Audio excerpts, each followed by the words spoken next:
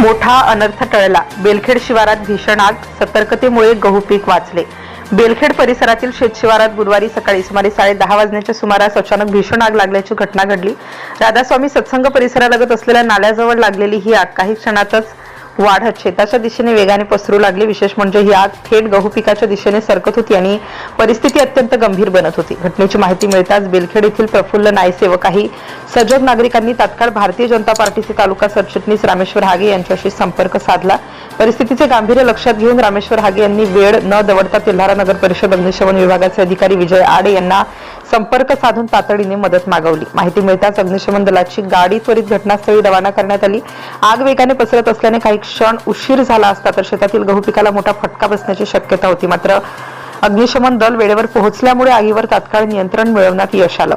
अग्निशमन दलाच्या तत्परतेमुळे आग गहू पिकापर्यंत पोहोचण्याआधीच विझवण्यात यश आलं. त्यामुळे संभाव्य मोठे नुकसान टळले आणि शेतकऱ्यांना मोठा दिलासा झाला. स्थानिक नागरिकांनीही घटनास्थळी उपस्थित राहून मदत केली.